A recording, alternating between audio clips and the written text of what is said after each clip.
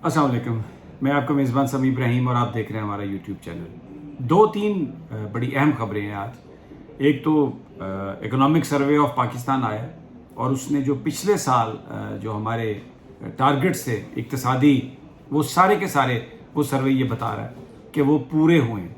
6% आपकी GDP और agriculture sector जो था यानी शोबा ज़राअत वो पूरी तरह स्टेबल हो चुका था और जो भी उसके अहदाफ थे वो हासिल कर लिए गए थे। बड़ा एक सवाल अब मौजूदा हुक्मरानों के लिए या वो लोग जिन्होंने इमरान खान की हुकूमत को हटाया, कि ये कहा जा रहा था कि इसलिए हटाया गया है कि इकनॉमिक सिचुएशन बड़ी बुरी है, पाकिस्तान आइसोलेशन में चला गया है।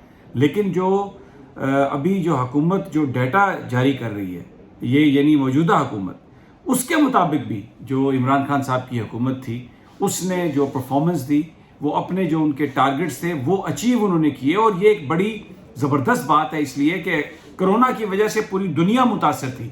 अमेरिका जैसा मुल्क जो है वो भी इक्तिसादी सूरत हाल का शिकार था, लेकिन पाकिस्तान ने अपने ऑब्जेक्टिव्स जो हैं, जो उनके टारगेट्स थे वो अचीव किए। तफसील से अगले किसी वीलॉग में इस पर मैं बात करूँगा। लेकिन दूसरा जो मसला है बड़ा अहम, जिस पर इमरान खान साहब का इख्तलाफ हुआ और जिसको उन्होंने कहा कि मुझे एहतसाब का अमल पूरा करने की इजाज़त नहीं दी गई, अदालतों में जो मुकदमात थे वो ज़ेर इल्तवा रहे, उनके फ़ैसले नहीं आए। उसकी कोई भी वजूहत हो सकती हैं।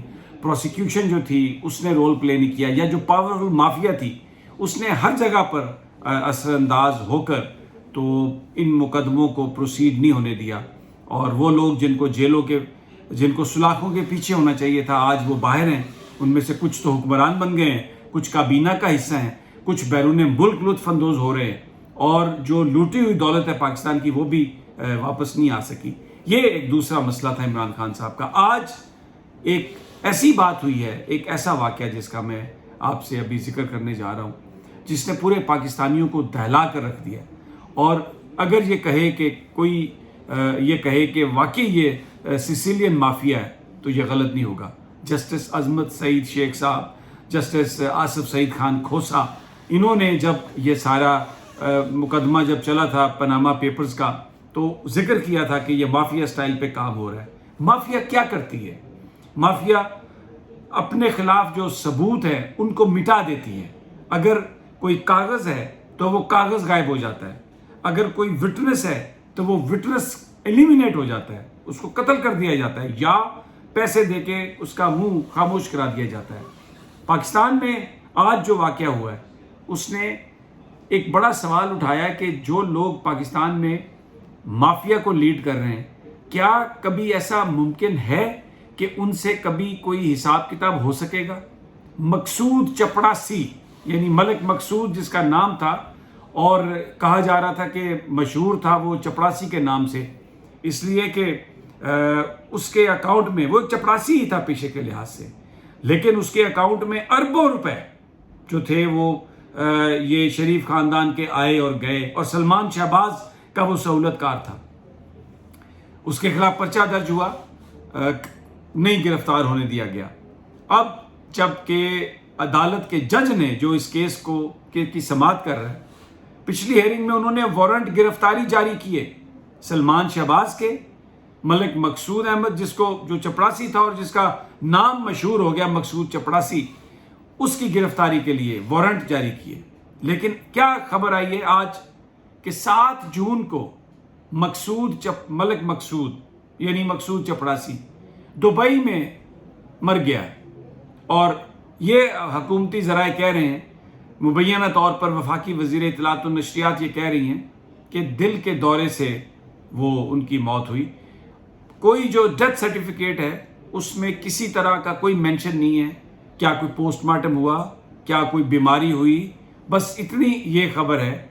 इस बात की तस्दीक है कि 7 जून को मलिक मकसूद अहमद, जो कि शहबाज शरीफ, हमजा शहबाज, सलमान शहबाज, इनका जो एक बहुत बड़ा एक की विटनेस था जिसका अकाउंट इस्तेमाल हुआ था, जिसके अब वारंट गिरफ्तारी जारी हुए थे, वो दुबई में इंतकाल कर गया। किसी ने आज तक मकसूद की तस्वीर नहीं देखी, किसी के पास उसका एड्रेस नहीं है। कैसे वो दुबई में गया ये हमें पता नहीं है। صرف یہ ساتھ لکھا ہوا ہے کہ پارٹنر، یعنی اس کا جو پروفیشن ہے وہ لکھا ہوا ہے پارٹنر، اور اس کو ہٹا دیا گیا، اس کو ایلیمینیٹ. میں یہ سمجھتا ہوں، میری یہ اسیسمنٹ ہے، یہ تو تحقیقاتی اداروں کا کام ہے کہ وہ اس کی تحقیقات کریں، لیکن کون تحقیقات کرے گا جب جن کے خلاف الزامات ہوں وہ خود حکمران ہوں، خود وہ تحقیقاتی اداروں کو کنٹرول کر رہے ہوں، تو کون تحقیقات کرے گا؟ مقصود چپڑاسی جو ایک اہم وٹنس تھا، شہباز شریف اور حمزہ شہباز، سلمان شہباز، ان کو کنیکٹ کرتا تھا اربوں روپے کی منی لانڈرنگ میں، اس کا ڈیتھ سرٹیفکیٹ آ گیا جو اگلی تاریخ میں عدالت میں پیش کر دیا جائے گا کہ مقصود ختم ہو گیا ہے، مر گیا ہے. اور پھر جس طرح نواز شریف صاحب کے بیٹے یہ کہہ رہے تھے کہ جناب یہ جو ایونس فیلڈ کے جو فلیٹ ہیں یہ تو دادا جی نے ہمیں لے کے دیے تھے، اور دادا جی کے پاس یہ پیسے کہاں سے آئے، یہ معلوم کرنے کے لیے آپ کو اگلے جہان جانا ضروری ہے، کیونکہ دادا جی تو انتقال کر گئے. اور نواز شریف صاحب یہ کہتے تھے کہ جی یہ میرے بچوں سے پوچھیں. اسی طرح اب یہ جو منی لانڈرنگ کیس ہے اربوں روپے کا، اس کا بڑا ایویڈنس، اس کا کی وٹنس آج ایلیمینیٹ کر دیا گیا. مجھے کوئی ابہام نہیں ہے، میں سلام پیش کرتا ہوں جسٹس عظمت سعید شیخ کو، میں سلام پیش کرتا ہوں جسٹس آصف سعید خان کھوسا کو، کہ جنہوں نے جو اصطلاح نکالی. اصطلاح کیا تھی؟ Sicilian mafia. اٹلی کے اندر جو سسیلین مافیا ہے وہ اسی طرح اپنے گواہوں کو، اپنے خلاف جو ایویڈنس ہے اس کو ایلیمینیٹ کرتا ہے. سپریم کورٹ آف پاکستان نے اس بات کا بندوبست تو کر لیا اپنے تئیں کہ ایف آئی اے سے کہا کہ ڈی جی صاحب لکھ کے دیں کہ جناب سارا ایویڈنس محفوظ کر لیا گیا ہے.